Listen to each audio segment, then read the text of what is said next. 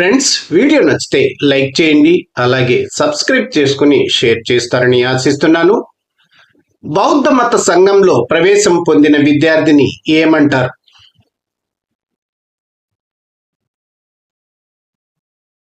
జవాబు సి. సమ్మేర్.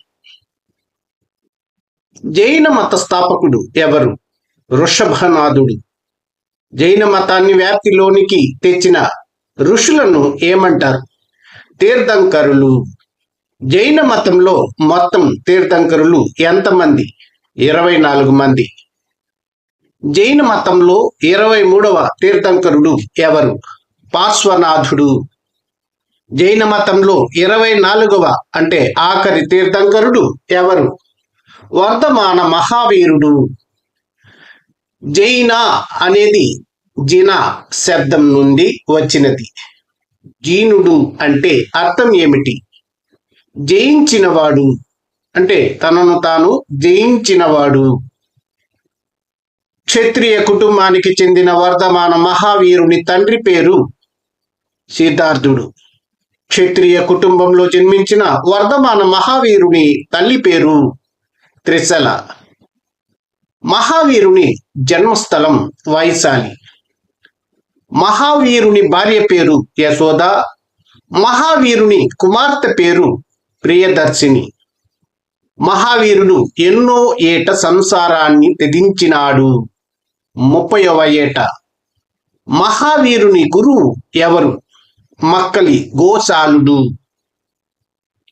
మహావీరుడు ఏ నదీ తీరంలోని జృంభిక గ్రామం వద్ద కఠోరమైన తపస్సు చేశాడు? రిజుపాళిక నదీ తీరం. మహావీరుడు రిజుపాళిక నదీ తీరంలోని ఏ గ్రామం వద్ద కఠోరమైన తపస్సు చేశాడు? జృంభిక గ్రామం. మహావీరుడు ఎన్నో ఏట తపోసిద్ధి పొందినాడు? 43వ ఏట. మహావీరుడు ఏ ఏ దేశాలలో తన తత్వాన్ని ప్రచారం చేశాడు?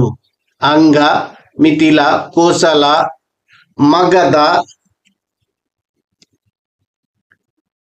జినులు ఎన్ని రాత్రుల కంటే ఎక్కువ ఏ ఒక్క ప్రదేశంలోనూ ఉండరాదు? 3 రాత్రులు. వేటిని ఆచరించినట్లయితే జీర్ణత్వం సిద్ధిస్తుందని మహావీరుడు బోధించాడు? త్రిరత్నాలు, పంచ మహావ్రతాలు. జైన మత త్రిరత్నాలు అంటే 1 సమ్యక్ దర్శనము, 2 సమ్యక్ జ్ఞానం, 3 సమ్యక్ చరితం. జైన మత పంచవ్రతాలు అంటే 1 అహింస, 2 సత్యం, 3 అస్తేయం, 4 బ్రహ్మచర్యం, 5 అపరిగ్రహం. సమ్యక్ దర్శనము అంటే సరైన దృష్టి అంటే ఏమిటి?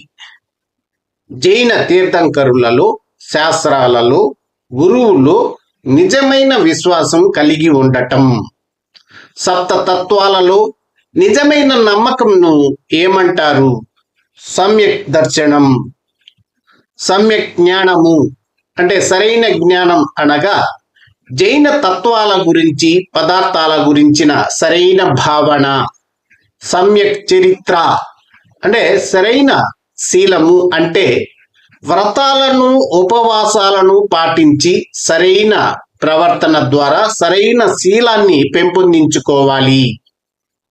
అస్తేయం అనగా దొంగతనం చేయరాదు. అపరిగ్రహం అనగా ప్రాపంచిక విషయాలపై వ్యామోహం ఉండరాదు. నిజాయితీగా సంపాదించిన ఆస్తిని పరిమితంగా స్వంతం కోసం వాడుకోవాలి. ఆస్తిని దానం చేయాలి. జైన విహారాల బోధన పద్ధతులు: 1 మౌఖిక పద్ధతి, 2 చర్చ, 3 ప్రశ్నోత్తర పద్ధతి, 4 వివరణ, స్వీయాధ్యయనం, 5 వల్లివేయడం. ఏ శతాబ్దాల కాలంలో ఇస్లామిక్ విద్య కొనసాగింది? క్రీస్తు శకం 10 నుండి 18 శతాబ్దాల కాలం. నలంద విశ్వవిద్యాలయాన్ని ధ్వంసం చేసి వేల మంది విద్యార్థులను ఉపాధ్యాయులను చంపివేసిన వాడు ఎవరు? బక్తియార్ ఖిల్జీ. ఇస్లామిక్ విద్యాలయాలను ఏమంటారు? మక్తాబ్లు, మదర్సాలు. మక్తాబ్ అంటే ప్రాథమిక పాఠశాల, మదర్సాలు అంటే మాధ్యమిక పాఠశాలలు. కొందరు ఇస్లామిక్ మత బోధకులు ఖురాన్ బోధన కోసం ఏర్పాటు చేసిన ప్రత్యేక సంస్థలను ఏమంటారు? ఖంకాస్లు. మక్తాబ్లు ఎవరి ఆధీనంలో నడపబడేవి? మౌల్వీల.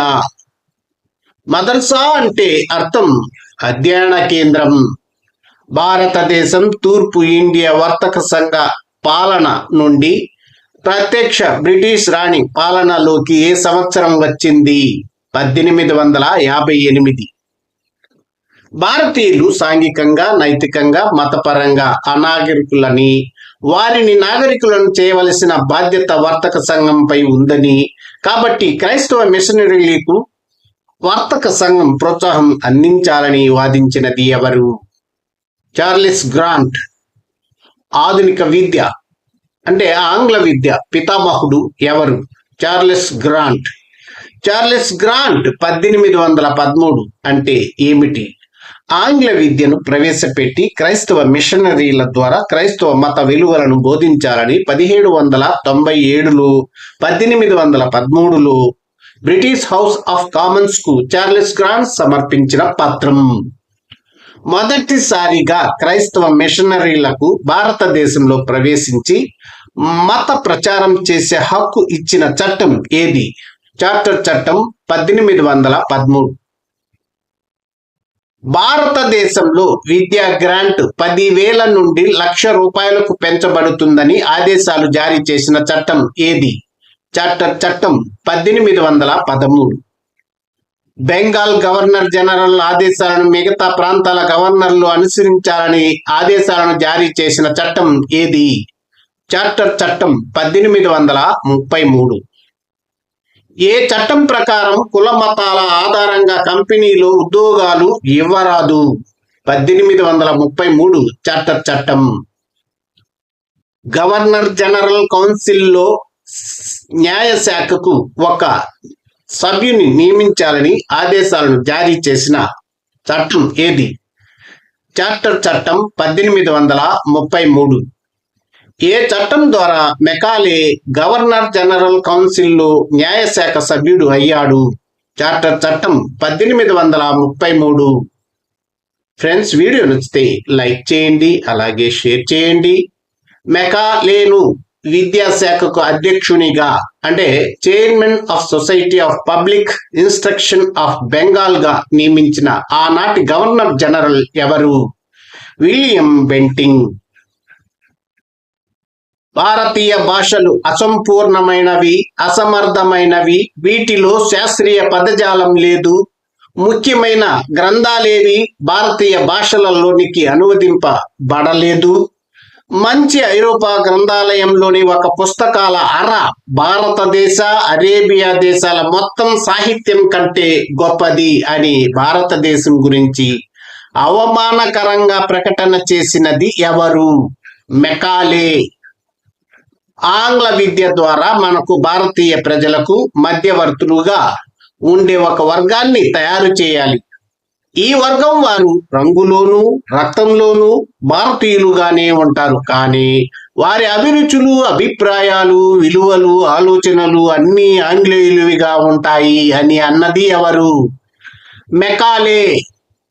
1854లో భారతదేశంలో విద్యారంగ ప్రగతిని అంచనా వేసి మార్పులను సూచించిన పార్లమెంటరీ కమిటీ సిఫారసులను ఆమోదించిన అప్పటి బోర్డ్ ఆఫ్ కంట్రోల్ చైర్మన్ ఎవరు? Charles would. వుడ్ తాకీదులోని ముఖ్య సిఫారసులు: 1. పాఠశాల విద్యా వ్యవస్థను పర్యవేక్షించడానికి ప్రతి ప్రావిన్స్ లోనూ ఒక విద్యా విభాగం ఏర్పాటు చేసి ప్రాంతీయ స్థాయి అధికారిని అంటే ప్రభుత్వ విద్యా సంచాలకులు డైరెక్టర్ ఆఫ్ పబ్లిక్ ఇన్స్ట్రక్షన్ మరియు ఇతనికి సహకరించడానికి క్రింది స్థాయిలో ఉప విద్యాశాఖ అధికారి పాఠశాల పర్యవేక్షకులు, పాఠశాల ఉప పర్యవేక్షకులు ఉంటారు. 2. ఉన్నత విద్యను ఆంగ్ల భాషలో, ప్రాథమిక విద్యను మాతృభాషలో బోధించాలి. విద్యా సంస్థలను ప్రాథమిక పాఠశాలలు, మాధ్యమిక పాఠశాలలు, కళాశాలలు, విశ్వవిద్యాలయాలుగా వర్గీకరించింది. ప్రైవేటు పాఠశాలలకు ప్రభుత్వ ఆర్థిక సహకారం అందించాలి. ప్రతి ప్రాంతంలోనూ ఉపాధ్యాయ శిక్షణ సంస్థలను స్థాపించాలని నిర్ణయించింది. వృత్తి విద్యా పాఠశాలలు, కళాశాలలను స్థాపించాలని సూచించింది. కలకత్తా, బొంబాయి, మద్రాసులలో విశ్వవిద్యాలయాలు స్థాపించాలని సూచించింది. 8. స్త్రీ విద్యను ప్రోత్సహించాలని భావించింది. పాఠశాల విద్యా వ్యవస్థ పర్యవేక్షణ కోసం ప్రతి ప్రావిన్స్ లో ఏర్పాటు చేసిన విద్యాశాఖకు వుడ్ తాకీదు సూచించిన ప్రాంతీయ స్థాయి అధికారి ఎవరు? ప్రభుత్వ విద్యా సంచాలకులు, అంటే director of public instruction. Wood తాకీదును భారత విద్యా విధానంలో మాగ్నా కార్టాగా అభివర్ణించింది ఎవరు? HR James. ఉపాధ్యాయ శిక్షణాలయాల ఆవశ్యకత గురించి చెప్పిన మొదటి కమిషన్ ఏది? వుడ్ తాకీదు 1854. హంటర్ కమిషన్ ఏ సంవత్సరంలో నియమించబడింది? 1882. భారతదేశంలో ప్రాథమిక ఎలిమెంటరీ విద్య పరిస్థితిని పరిశీలించడానికి 1882లో నియమించిన కమిషన్ ఏది? Hunter commission. 1882లో సర్ విలియం హంటర్ అధ్యక్షతన భారతీయ విద్యా కమిషన్ను నియమించిన గవర్నర్ జనరల్ ఎవరు? Lord Ripon. ఏ కమిషన్ ప్రభావంతో భారతదేశంలో ప్రాథమిక పాఠశాలలు స్థాపితమయ్యాయి? Hunter commission 1882. ఏ కమిషన్లో మొదటిసారిగా భారతీయ విద్యావేత్తలను సభ్యులుగా తీసుకోవడం జరిగింది? Hunter commission 1882. మొదటిసారిగా భారతీయ విద్యావేత్తలను సభ్యులుగా తీసుకోవడం వల్ల ఈ కమిషన్ను భారతీయ విద్యా కమిషన్ అని అంటారు. Hunter commission 1882. హంటర్ కమిషన్ సిఫారసులు. 1. ప్రాథమిక పాఠశాలను ప్రభుత్వమే స్థాపించి వాటి నిర్వహణ బాధ్యతను స్థానిక సంస్థలకు, అంటే జిల్లా బోర్డులకు, మున్సిపల్ బోర్డులకు అప్పగించాలి. ప్రాథమిక విద్య మాతృభాషలో ఉండాలి. 2. మాధ్యమిక విద్యను అందించే బాధ్యత నుండి ప్రభుత్వం తప్పుకొని వాటి నిర్వహణ బాధ్యతను స్థానిక ప్రైవేటు వారికి అప్పగించి నిధులు మంజూరు చేయాలి. మాధ్యమిక స్థాయిలో బోధనా మాధ్యమంగా ఆంగ్లం ఉండాలి. 3. ప్రతిభావంతులైన విద్యార్థులకు విదేశాలకు వెళ్లి ఉన్నత విద్యను అభ్యసించే అవకాశం కల్పించింది. 4. స్త్రీ విద్యకు, ముస్లిం విద్యకు, వెనుకబడిన తరగతుల విద్యకు ప్రాముఖ్యతనివ్వాలని సూచించింది. 5. ప్రభుత్వ పాఠశాలల్లో మత విద్యను అందించరాదు, కానీ ప్రైవేటు పాఠశాలల్లో మత విద్యను అందించే అవకాశం కల్పించింది. ఎవరి అధ్యక్షతన భారతదేశంలో విద్యా వ్యాప్తికి చేపట్టవలసిన చర్యల గురించి ఒక కమిటీని 1929లో నియమించింది. Philip Hartog. హార్టాగ్ కమిటీ దేనికి ఉప committee? Simon commission. Simon commission ను వ్యతిరేకించిన వారిలో ప్రముఖులు లాలా లజపతి రాయ్, టంగుటూరి ప్రకాశం పంతులు. 1929లో లార్డ్ ఇర్విన్ నియమించిన కమిటీ ఏది? Hartog committee. ప్రాథమిక విద్యను నిర్బంధం చేయాలని, ప్రాథమిక విద్య గుణాత్మకంగా ఉండాలని, పాఠశాలలపై పర్యవేక్షణ పెంచాలని, నిర్దిష్ట కాల నిర్ణయ పట్టిక ఉండాలని, ప్రాథమిక విద్య వ్యవధి 4 సంవత్సరాలు ఉండాలని, తగినంత మంది ఉపాధ్యాయులను నియమించాలని సూచించిన కమిటీ ఏది? Hartog committee. ఫ్రెండ్స్, వీడియో నచ్చితే లైక్ చేయండి, అలాగే షేర్ చేయండి. ఇప్పుడు మనం బహుళైచ్ఛిక ప్రశ్నలు చూద్దాం. భారతీయులు సాంఘికంగా, నైతికంగా, మతపరంగా అనాగరికులని భావించి వారిని నాగరికులను చేయాలని వాదించినది ఎవరు?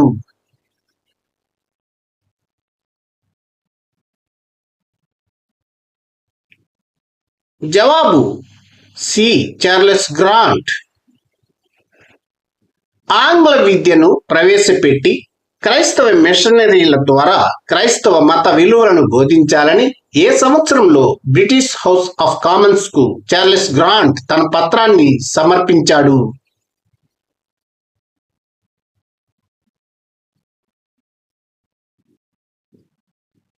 జవాబు డి. 1813. మొదటిసారిగా క్రైస్తవ మిషనరీలకు భారతదేశంలో ప్రవేశించి మత ప్రచారం చేసే హక్కు ఇచ్చిన చట్టం ఏది?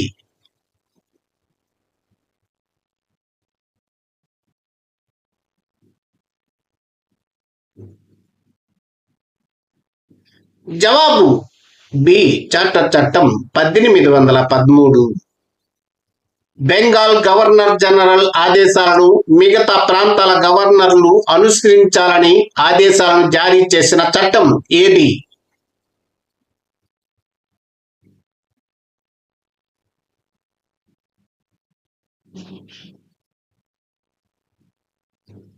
జవాబు సి. చార్టర్ చట్టం 1833. భారతదేశంలో విద్యా గ్రాంట్ 10,000 నుండి ₹1,00,000 పెంచబడుతుందని ఆదేశాలు జారీ చేసిన చట్టం ఏది?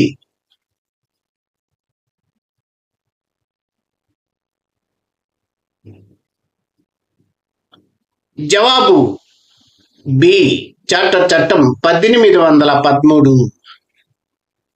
గవర్నర్ జనరల్ కౌన్సిల్లో న్యాయశాఖకు ఒక సభ్యుని నియమించాలని ఆదేశాలు జారీ చేసిన చట్టం ఏది?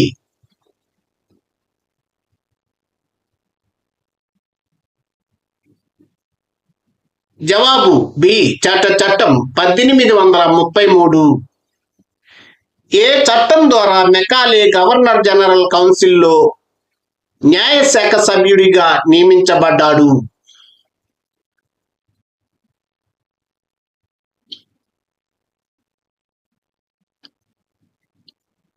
జవాబు బి. చార్టర్ చట్టం 1833. మెకాలేను విద్యాశాఖకు అధ్యక్షునిగా అంటే society of public instruction of Bengal chairman గా నియమించిన ఆనాటి గవర్నర్ జనరల్ ఎవరు?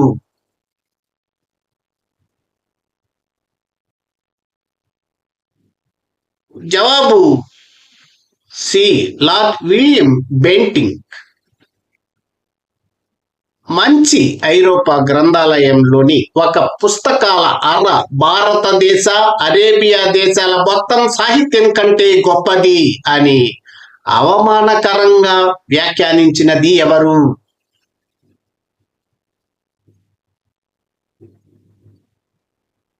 జవాబు సి. మెకాలే. ఆంగ్ల విద్య ద్వారా మనకు భారతీయ ప్రజలకు మధ్యవర్తులుగా ఉండే ఒక వర్గాన్ని తయారు చేయాలి. ఈ వర్గం వారు రంగులోనూ రక్తంలోనూ భారతీయులుగానే ఉంటారు, కానీ వారి అభిరుచులు, అభిప్రాయాలు, విలువలు, ఆలోచనలు అన్నీ ఆంగ్లేయులుగా ఉంటాయి అని అన్నది ఎవరు?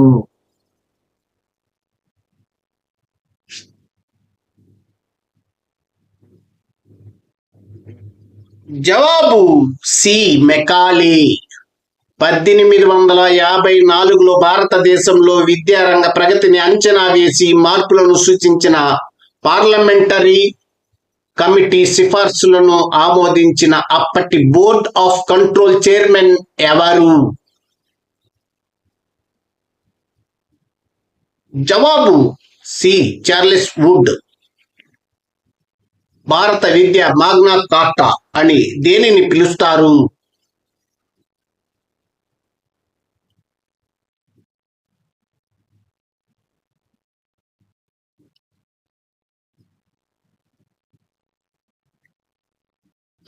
జవాబు సి. వుడ్ తాకీదు 1854.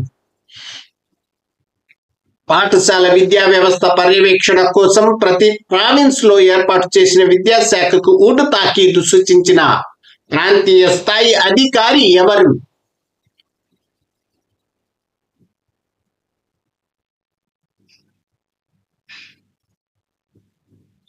జవాబు సి ప్రభుత్వ విద్యా సంచాలకులు. హంటర్ కమిషన్ ఏ సంవత్సరంలో నియమించబడింది?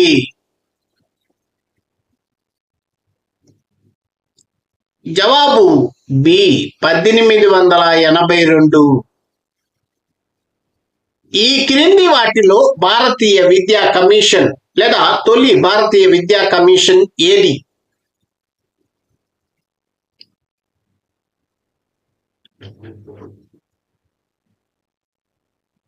జవాబు సి హంటర్ కమిషన్ 1882.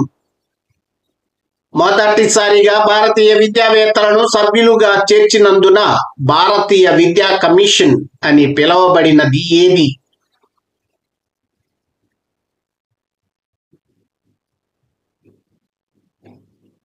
జవాబు C Hunter commission 1882. Hunter commission 1882 సిఫారసులకు సంబంధించిన క్రింది వాక్యాల్లో సరైనవి ఏవి?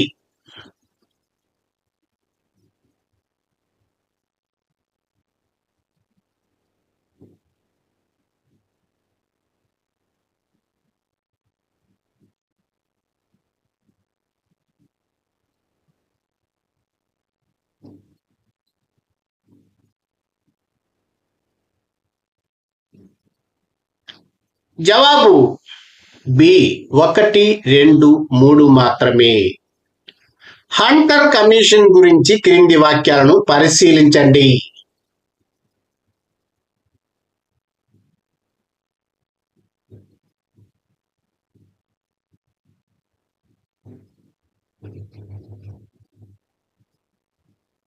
జవాబు ఏ 1, 2 మాత్రమే. బ్రిటిష్ కాలంలో భారతదేశంలో ప్రతి ప్రావిన్స్ లో డిపార్ట్మెంట్ ఆఫ్ పబ్లిక్ ఇన్ఫ్రాస్ట్రక్చర్ స్థాపించాలని ప్రతిపాదించిన వారు?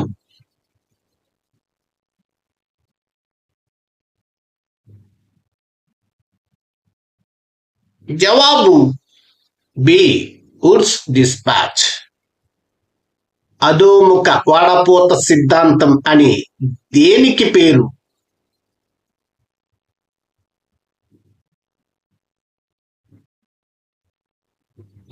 జవాబు బి లార్డ్ మెకాలే ప్రతిపాదనలు.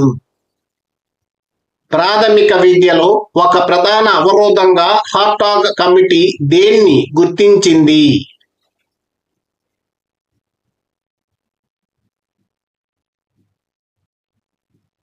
జవాబు సి వ్యర్థత, నిలుపుదల లేదా వృధా స్తబ్దత. రంగులు రక్తంలో భారతీయులుగా వారి ఆలోచన జ్ఞానం జీవన విధానాల్లో మాత్రం ఇంగ్లీష్ వారిగా ఉండాలి అని వ్యాఖ్యానించింది ఎవరు? జవాబు D Lord Macaulay. Hartog committee దేనికి ఉప కమిటీ?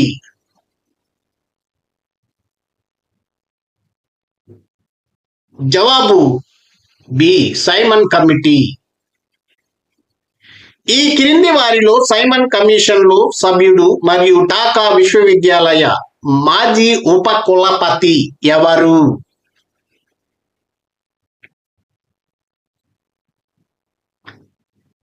జవాబు సి ఫిలిప్ హార్టాగ్.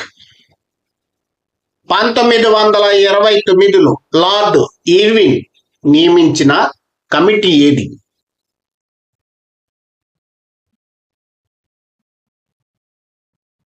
జవాబు సి హార్టాగ్ కమిటీ. ప్రాథమిక విద్యలో నాణ్యత పర్యవేక్షణ, ఉపాధ్యాయుల నియామకం వంటి అంశాలపై దృష్టి పెట్టిన కమిటీ ఏది?